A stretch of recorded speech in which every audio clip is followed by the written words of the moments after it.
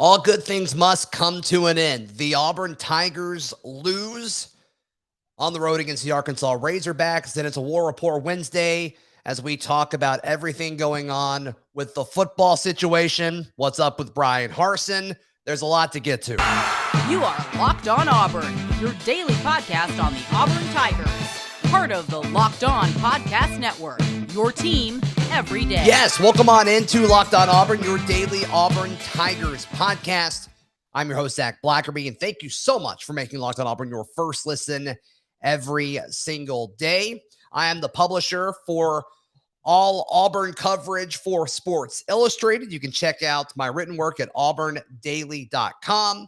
And for folks watching at auburndaily.com, this is Locked On Auburn. Thanks for checking us out. We appreciate it. The Auburn Tigers fall on the road in a game that both teams really had opportunities to put this one away early. Obviously, neither of them did that. It went to overtime. But, you look back at this from an Auburn perspective, and there's a million different situations where it's like, man, if that went just a little bit different, Auburn wins this basketball game. And I know it's impossible to do that because then strategy and shot selection changes over the course of the game. I know it's impossible, but it's an easy one for a lot of folks when you look at Wendell Green's shot selection at the end of it. And I'm not blaming it on Wendell. I think Wendell had, when Auburn needed points, Wendell was kind of the one. Wendell or Jabari were the ones stepping up. So please don't mishear me when I say this. I'm not putting this on Wendell, but it's just an example of several opportunities where if it just goes a little bit differently, Auburn finds a way to win this basketball game. Obviously, that didn't happen as the Tigers lose 80-76 in overtime. And as soon as Walker Kessler fouled out with about a minute and a half left, that was it, right? I think we all kind of saw the writing on the wall that was going to be it. But Jabari Smith led the way with 20 points. He was 6 of 16 from the floor, including a delicious three at the last second that kind of gave Auburn a little bit of hope. He made all of his free throw attempts, which is exciting. Wendell Green was second with 19 points. He shot it 21 times. He was 1 of 7 from three. His one free throw attempt he missed. He added 5 assists. He led Auburn with assists. But, there's still times when he brings it down the floor and you can just tell he's not going to pass it. And he doesn't always need to. But at times when you're not shooting well, I think there's other forms of offense that you can find on this basketball team. And I think that's where guys like Zac Blackerby really come in. And I think that's where Auburn misses Zac Blackerby the most. When things are going crazy and you can't really figure out what you need to do to make things work, Zep is the guy that can step up and be the senior on this team and lead. And you've missed that the last two outings. It appears that Zac Blackerby will be back Saturday. It sounds like he wasn't quite healthy enough to play in this game. But still, you look at other folks throughout this one. Walker Kessler was incredible. 6 of 11 from the floor offensively. He's normally a little bit more efficient than that. Made 2 threes. So a few weeks ago, I kind of poked at his 3-point shooting ability because he kind of stopped shooting threes for a few weeks of the season, but he's picked it back up, and that's a clip that you're going to be happy with. But 19 rebounds, 11 defensively, 8 offensively. You love to see that. He also quietly had 7 blocks in his 33 minutes of action. So there's that. I saw a lot of people going after K.D. Johnson. He had the highest plus minus on the team with +5. He did not have a good offensive night, and you could tell he was frustrated at that. And I saw several people calling him selfish, a selfish basketball player. And I think K.D. Johnson realized, if he would have been able to get going, Auburn would have won this basketball game. Sadly, that didn't happen. 1 of 7 from the floor, missed both of his free throws. But still, defensively, you know what you're going to get when a guy like K.D. Johnson is out there. He's going to make you better defensively, and I don't think there's any question about that. As far as going to overtime, I think once you got felt that crowd, I didn't feel good about the situation. But going into halftime, when Auburn was only down 3, despite a terrible, probably their worst half offensively of the season, and you look at it and it was kind of the joke. It was like, oh, Auburn's only down 3. Oh, okay, great. I thought I was going to surge back and take control. That didn't happen because the shots never fell consistently. Auburn would get 2 or 3 good possessions in a row, and then they would go cold for 2 minutes. And it's just, it wasn't meant to be Tuesday night. And that's okay. That's fine. The big key here now is, can you take this loss and learn from it? And here's where I'm a little concerned, because was shot selection great? No, it absolutely wasn't. But they missed a lot of open shots too that were well set up. And then obviously from the free throw line, 47% from the charity stripe. That's not good. That's not good. It's games like, if you play like this in March, you lose and your season's over. And so can this be a wake-up call? I mean, so many Auburn fans, I don't really get this line of thinking. I'm going to be honest with you. But a lot of Auburn fans are out there saying, okay, if they could just get that one loss to learn from, they'll be good the rest of the way. Maybe it takes the pressure off. I do not subscribe to that line of thinking. I don't. But if that's a true thing, this is it. Because the rest of the way, I think we all agree going into Tuesday night's game, this was the toughest game left on the schedule. A&M Saturday, they are on a skid, man. They are on a skid. Florida, they are on a skid right now, and you go to Gainesville. So I think this is it. I think the rest of the way, Auburn should be able to take care of business. And it looks like this team, well, we were kind of been told, the talk around town was that this team was tired. I didn't think they really looked tired Tuesday night. I'm sure they're exhausted now as I record this about an hour after the game ended. I'm sure they're exhausted now, especially with the overtime stuff and guys having to play 30-plus minutes because you're down in your starting point guard. Like, I'm sure they're exhausted now, but can they get their legs up under them before SEC tournament play? They're still in a perfect situation to get the double bye. They should still win the conference. I think they're now kind of feeling, they may feel Kentucky breathing down their neck just a little bit, but still, I think they should feel fine going down the rest of the way. But the number 1 ranking was fun. But now it doesn't matter anymore. You check that off. That's great. Gonzaga's not losing again in the regular season. Their conference is a joke. Is an absolute joke. And people talking about how their conference is as deep as it's been ever. It's like, who cares? Who cares? I would love to see Gonzaga play an SEC schedule, but we're not going to. It's irrelevant. So, Auburn's going to float around in the top 5. Heck, voters may be using this as an excuse to knock them back down to 6 or 7. Who knows? But it doesn't matter anymore. It doesn't matter anymore. You've got to find a way to make this win count and get better from everything that happened Tuesday night. You get Zep back. Maybe use this extra time in the rotation. You put more minutes on Zep to give KD and Wendell Green a little bit less of a load. I don't know. I don't know exactly what the approach is, because I'm sure if Zep's been dealing with an illness, can he handle 25 minutes on his first game back? I don't know. I'm sure the team doctors will be all over that. I am not a doctor, but these are all things you got to look at. These are all things that you have to look at moving forward. But don't get discouraged. I still think this Auburn basketball fan base is still in the football mindset, but like losing a game, you lose the number 1 ranking. That's about it. That's about it. So you just got to learn from it and get better. It's all about peaking in March. And I still think this team has plenty of wiggle room to get better. War Rapport Wednesday coming up as Mike G joins me. Today's show is brought to you by Built Bar. Built Bar is the best tasting protein bar ever. Hey, Auburn Memes, he's kind of the ringleader of this whole, Auburn Twitter mob. He was talking to Locked On Discord about, he ordered the double chocolate Built Bars, and I think cookies and cream was the other one. He loves them. They're great. They are endorsed by Auburn Memes. What else do you want? It's the protein bar that looks and tastes like a candy bar. They are delicious. They're all covered 100% in chocolate. He was blown away that it's in, it's full chocolate. It tastes like a candy bar. And he's like, there's only like 4 grams of sugar in here. Like, dude, it's crazy. I don't know how they do it. Go to built.com and use promo code LOCKED15 to get 15% off your order. Use promo code LOCKED15 for 15% off. That's at built.com. Time now for a little War Rapport Wednesday. Mike G of the War Rapport hanging out with us. And man, what a crazy week.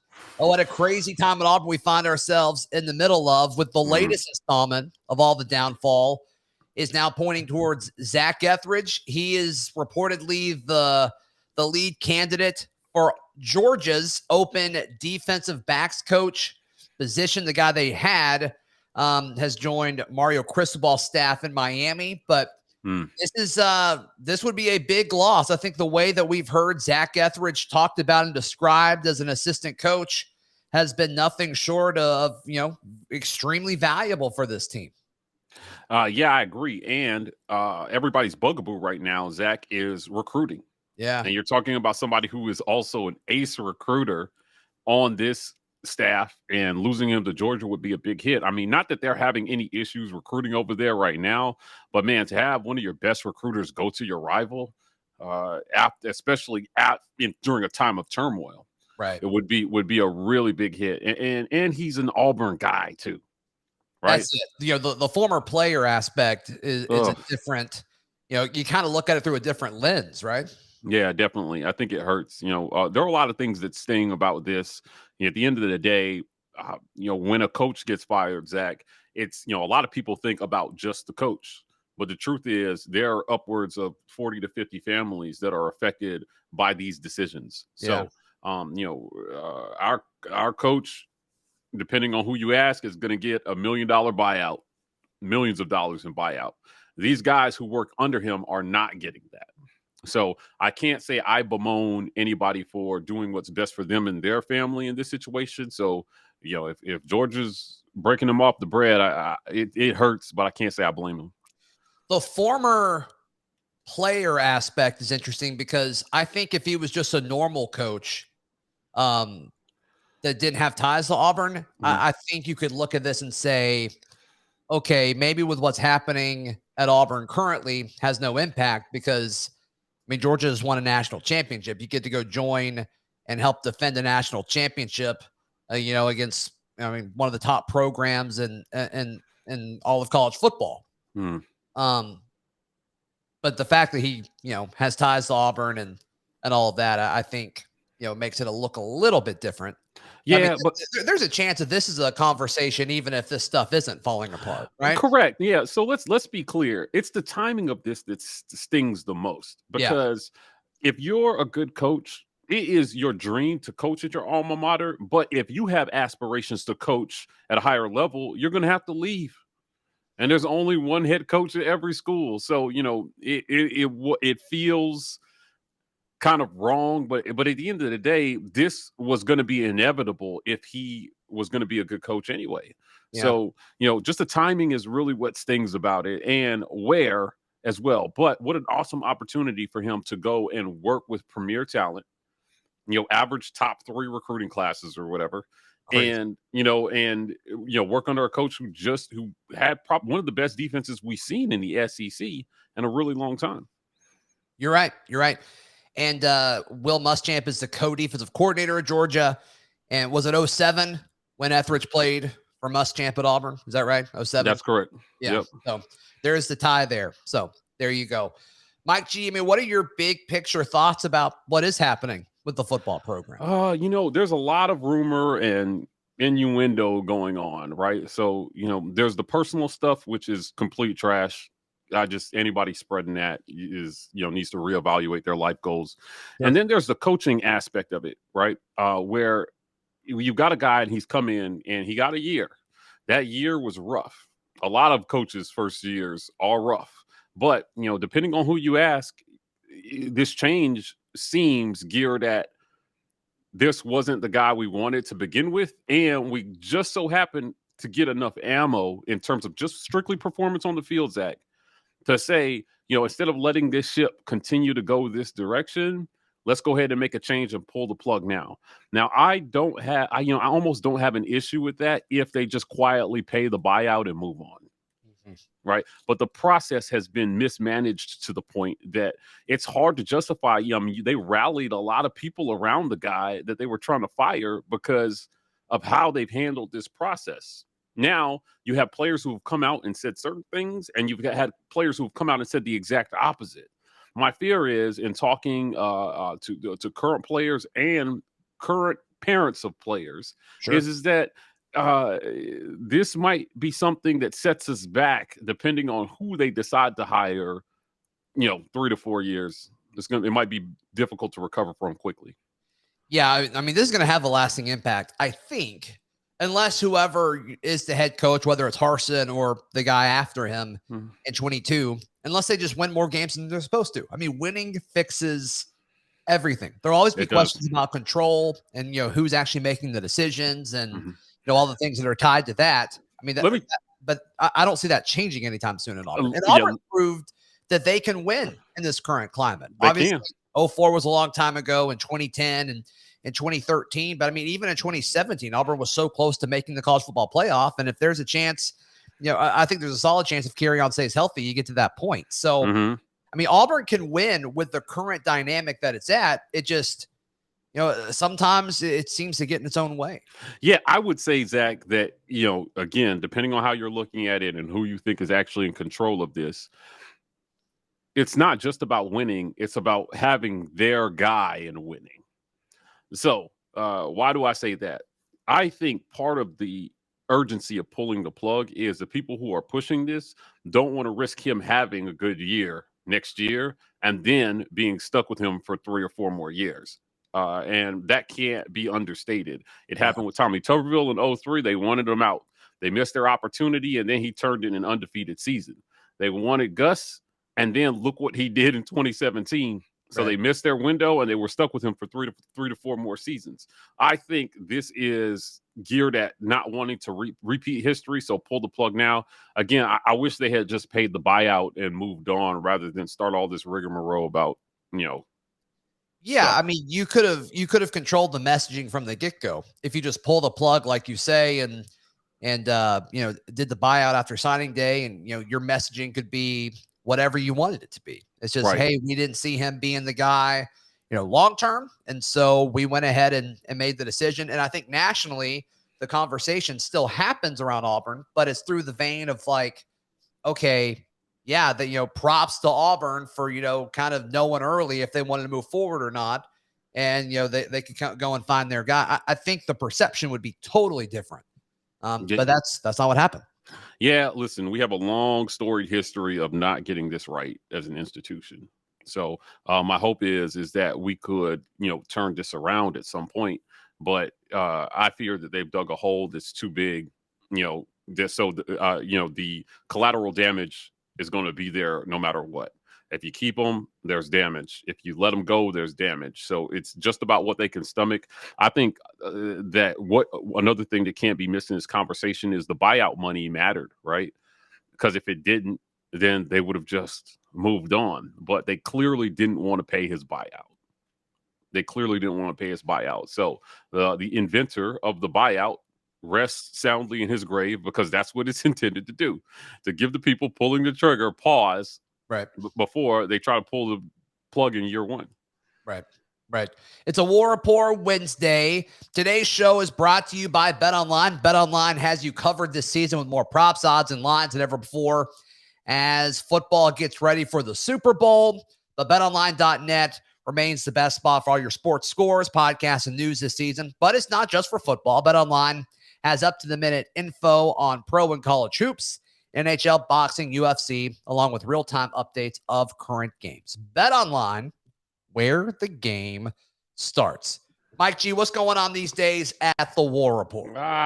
Zach, we are live. It's basketball season. We got the number 1 team in the country. So the War Report is covering it. Come on over to YouTube, become a patron. We've got lots of great patron content for everybody who wants to join us and be a part of the conversation. Absolutely. No, you guys do a fantastic job over there. So one of the rumors that was swirling around was that Harsin was asked to leave his vacation and come back. I think it was a report from Philip Marshall. That's correct. Is where we saw that kind of floating around. Said that he talked to a source where that was untrue. That was probably my favorite part of the story. Because it sounded so much like Harsin. I think that's probably why it spread so quickly, is because it's okay, he's telling the folks, no, I'm gonna enjoy my time. So that makes it That makes all of this more ridiculous, actually, in my opinion. I think that's untrue.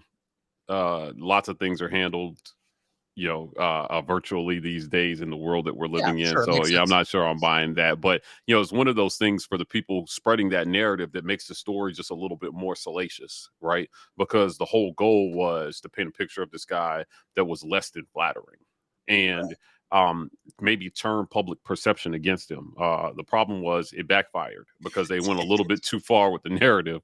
And I got to say this, if we're trying to separate the conversation, Zach, about coaching ability and who this person is, there are no winners here, because this guy coached for 8 years without, any allegations of this sort against him. And then suddenly in 1 year, after a 6 or 7 season, he's the worst person anybody's ever heard of. Right. And that's not me defending the results on the field. That's just me saying, hey, there was a better way to do this. When players have left the program, what have we heard this coach say about those players?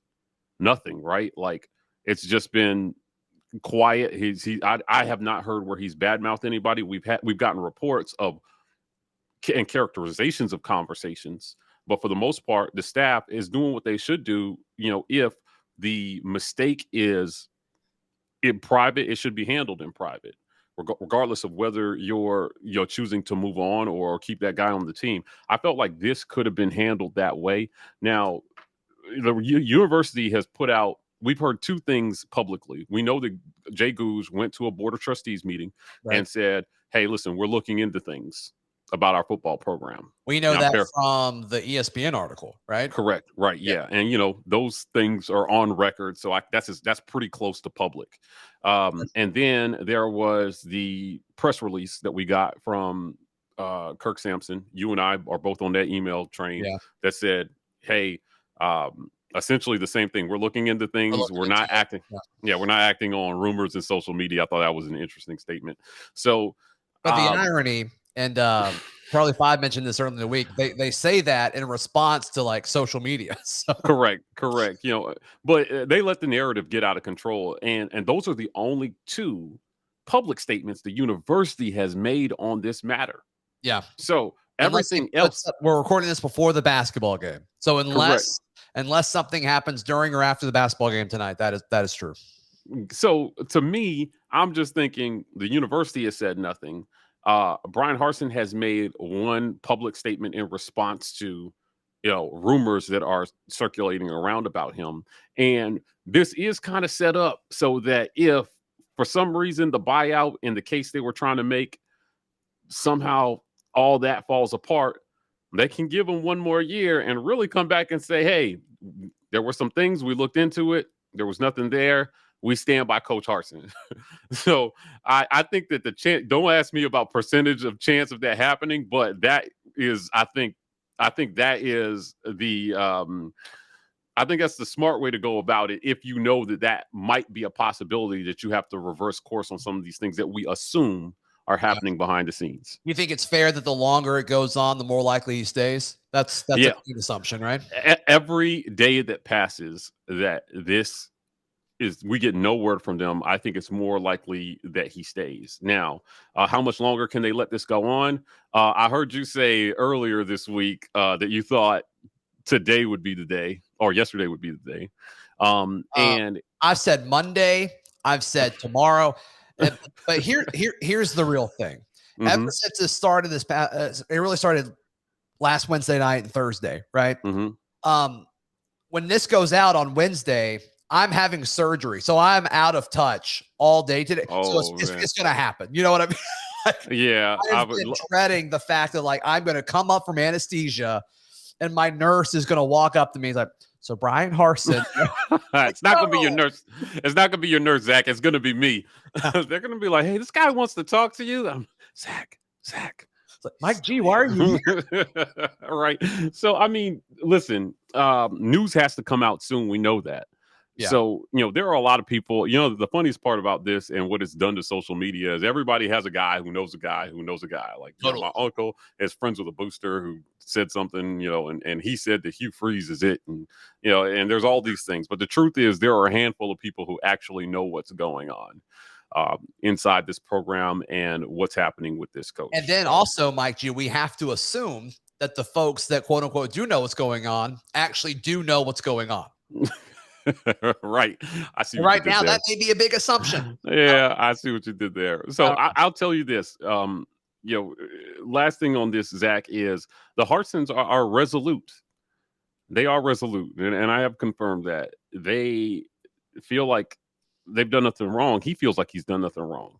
So the only thing about this that I feel that was a complete fabrication and not rooted in any reality at all is that they were negotiating a buyout. I don't think any negotiation is happening because I don't think I saw that. Okay. Yeah. I mean, a lot of people were just like, it's only taking this long because they're negotiating a buyout with him. And I'm like, no, if he feels like Harson's negotiating anything, he just doesn't seem like that kind of person to me. No, there's nothing being negotiated, and he has no, right now, I'll tell you what, as a man, as a person, right? I grew up being taught that all I have is my name. My father told me that my name should be worth its weight in gold, right? So you never let anybody attack your name, right? Yeah. And your word is your bond as a man.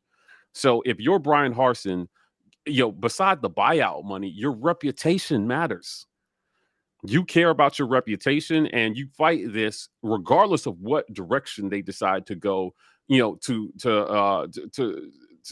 your namesake. And then at the end of the day, if they decide to go a separate direction, because taking a settlement is a tepid form of admission of guilt in my book, right? You take a settlement, you're admitting that missteps were made. And I just don't see him doing that. I don't know what his finances look like. I assume he's not hurting for the money. So right. It is a lot of money, but he was making a few mil a year at Boise State.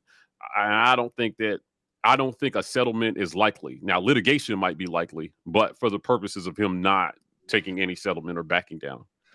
Mike G, one more time, how can people sign up for everything going on at the War Report? Hey, listen, go over to YouTube, look for the Patreon button, hit it, sign up. We've got a lot of great content coming for you guys. You guys know we're working hard January to July to bring you guys a lot of content, including basketball, maybe some equestrian. Who knows? Ooh, yeah. I saw you kind of stirring that stuff up. But we'll see. We'll see. Hey, and you got some written work coming out at auburndaily.com, right? Yeah, that's right. That's right. I am contributing at auburndaily.com, SI Fan Nation. So go over there, check that out. It's going to be a great new site to help keep fans closer to what's going on in Auburn sports. Absolutely. All right, we'll be back tomorrow right here on Locked On Auburn.